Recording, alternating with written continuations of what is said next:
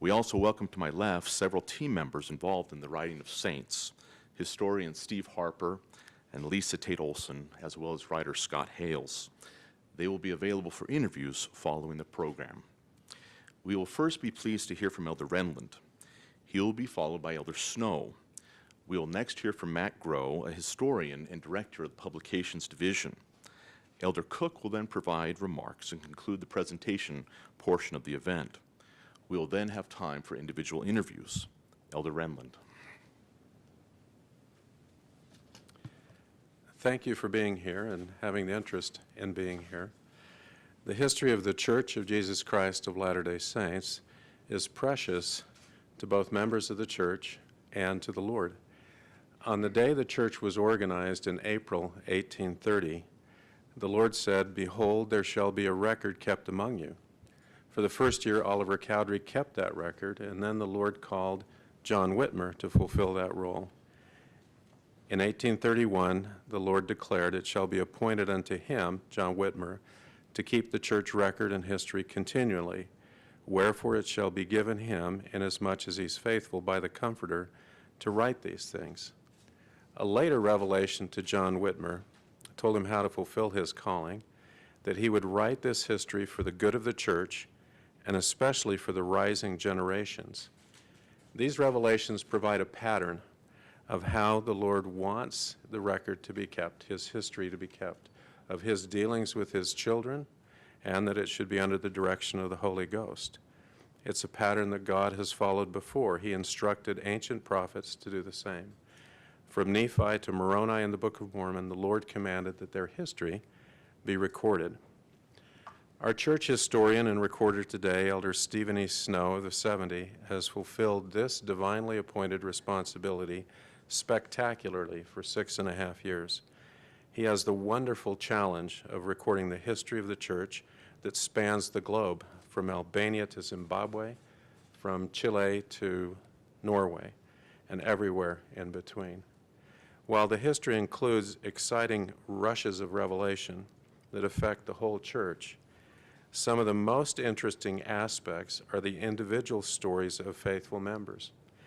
People who, in their own quiet way, go about living relatively ordinary lives, yet develop Christ-like attributes in facing adversity and selflessly serving others around them. This history includes the stories of people who have fallen off the covenant path, but who, through the atonement of Jesus Christ, found their way back. Saints, the standard of truth, has transported and inspired me as I read accounts of individuals who do and who don't figure prominently in church history. For example, I'm motivated by the zeal of Phoebe Peck to share the gospel with friends she loved. I'm thrilled to see how God answered the prayers of Lydia Bailey and Newell Knight as they courted and married. I'm strengthened by reading how Elijah Abel overcame adversity, refined his faith, and displayed caring concern for his new converts, Eunice and Charles Franklin. I'm humbled by the contrition of W.W. Phelps and by the overwhelming love and forgiveness the prophet Joseph Smith showed him. If you don't know who these folks are, Saints is for you. These real-life experiences are threads in the beautiful tapestry of the Restoration. The Lord uses individual histories to teach us how to draw closer to Him, to repent, and to become more like Him. That's our purpose for being on earth, the purpose for the gospel, and the purpose of the Church of Jesus Christ of Latter-day Saints. That's one of the purposes for recording the history of this church. I'm grateful to Elder Snow, who's overseen this project of writing a narrative history of the church. Saints, the standard of truth is accessible, accurate, and compelling. Elder Snow will now provide an overview of this undertaking.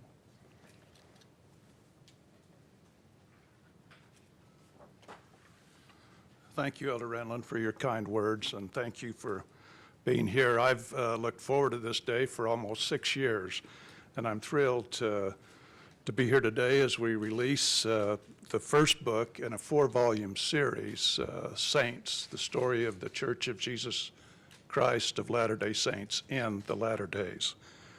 The Saints Project has been a labor of love for many, and it's really gratifying to present this volume to members of the church around the world. The church has published two multi-volume histories in its past. The first goes way back and was begun by Joseph Smith and is known as the History of the Church. These two histories are on our bookshelves here. The second, written by B.H. Roberts for the centennial of the church in 1930, is known as the Comprehensive History of the Church.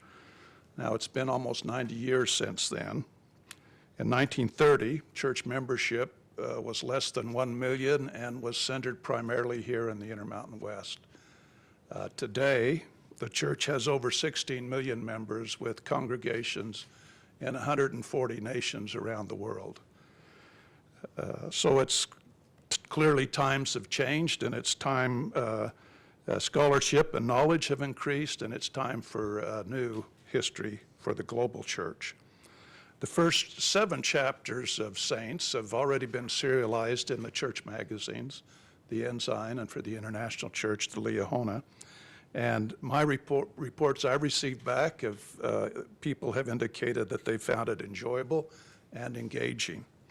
In writing Saints, we have tried to follow the counsel of President Brigham Young given to the church historians in 1861.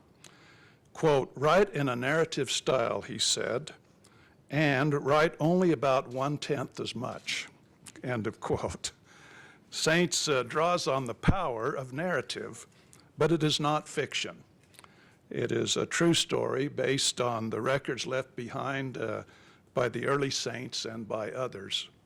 Every detail and every line of dialogue is supported by historical references. With Saints, we hope to reach a worldwide audience of church members with the focus on speaking to those the scriptures refer to as the rising generation. For many Latter-day Saints around the world who do not speak English, the primary way they have learned about the history of the church has been through brief works such as Our Heritage.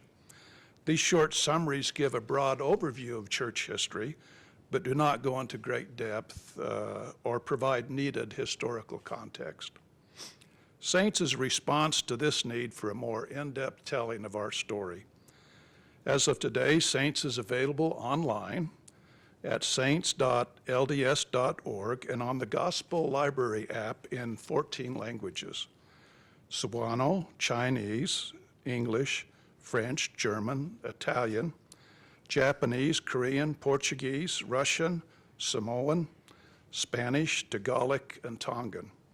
Saints is also available as an audiobook in English, Spanish, and Portuguese.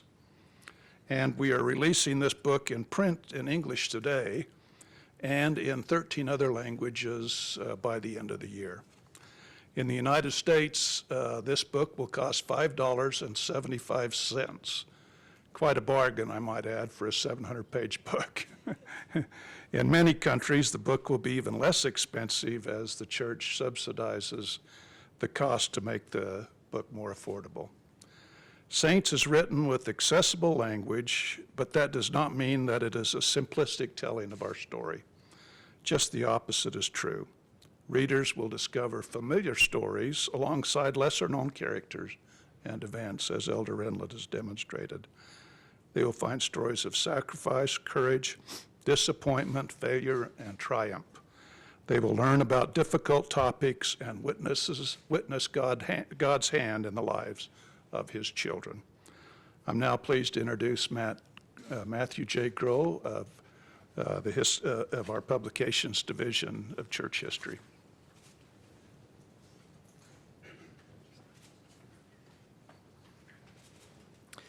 It's fitting that we meet today in the Church History Library. Saints is based on the records left behind by the early Latter-day Saints. These records, many of which were brought across the plains by the early pioneers, have been painstakingly preserved for generations. We are grateful to the archivists and librarians who have cared for these records over time and who do so now. Using these records, we've worked diligently to share new stories and to ensure the historical accuracy of saints. As Elder Snow has mentioned, this is a narrative history.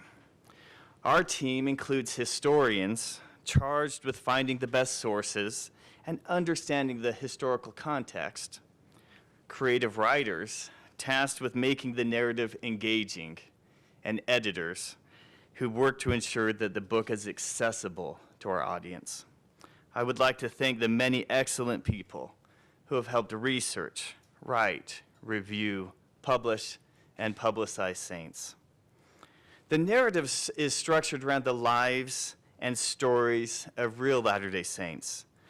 The book introduces characters who reappear throughout the book, and even sometimes in the next volume, so that readers can identify with them. We presented the characters as three-dimensional, with struggles and triumphs, with flaws and with virtues. We present scenes through the point of view of an individual Latter-day Saint. We want to hear their stories and learn from their perspective. In Saints, we have told the story of church leaders and laity, and both women and men. Readers will learn much about Joseph Smith, and they will also learn about saints like Drusilla Hendricks, a strong and spiritual woman whose husband was shot and disabled in the conflict in Missouri in 1838. And Drusilla figures as a character in our Volume 1 and our forthcoming Volume 2. We have sought to show the early globalization of the church by following missionaries to Canada, England, Jerusalem, and the Pacific. We hope that readers get the sense of the global nature of the story from the first page, which begins with the explosion of a volcano in Indonesia. Saints also weaves into the larger narrative lesser known and potentially challenging topics. Readers will learn about the beginnings of plural marriage in the church by hearing the perspective of church leaders such as Joseph Smith, but also hearing from some of the women involved, such as Mary Elizabeth Rollins Lightner and Emily Partridge. A guiding theme for this series is the goal of Latter-day Saints to build temples where they could receive spiritual power and be sealed with their families together for eternity. Thus, our Volume 1 ends not with the killing of Joseph Smith or with Brigham Young becoming church president, but with thousands of Latter-day Saints performing ordinances in the Nauvoo Temple in December 1845 through February 1846, before they left the city of Nauvoo for their trek west. An image of the Nauvoo Temple is thus the central piece of the art on the front cover of the book. Saints is also a multi-layered experience. The core of that experience is this narrative.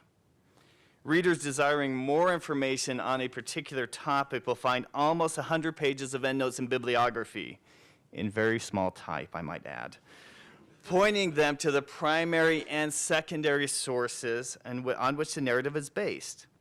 In the online and electronic versions of the book, many of the endnotes contain links to the digitized original sources here at the Church History Library and elsewhere. In addition, today we published 116 church history topics that are referred to in the footnotes of Saints. These topics will be available in the same 14 languages as the narrative. They further explore themes, peoples, places, and events, and contain recommendations for further reading. I will now turn the time to Elder Quentin L. Cook of the Quorum of the 12 Apostles. I might add that Elder Cook will be hosting a worldwide devotional face-to-face event this Sunday evening from Nauvoo that will answer questions from young adults on the history of the church. Kate Holbrook, a specialist in women's history, and myself will be joining him for that event. Thank you.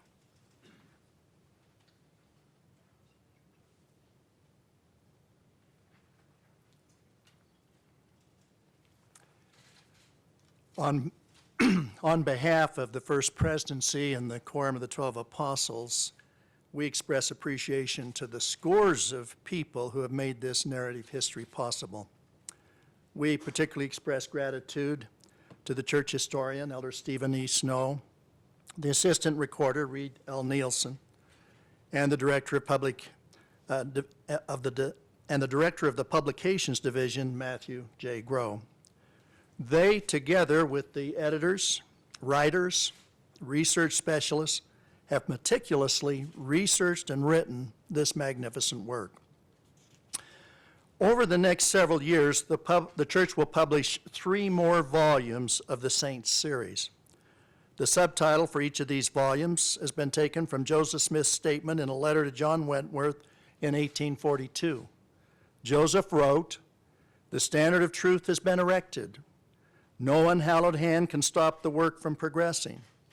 Persecution may rage, mobs may combine, armies may assemble, calumny may defame, but the truth of God will go forth boldly, nobly, and independently till it has penetrated every continent, visited every clime, swept every country, and sounded in every ear, till the purposes of God shall be accomplished, and the great Jehovah shall say, the work is done." The subtitle of Volume 1, which covers from Joseph Smith's boyhood to the completion of the Nauvoo Temple in 1846, is The Standard of Truth.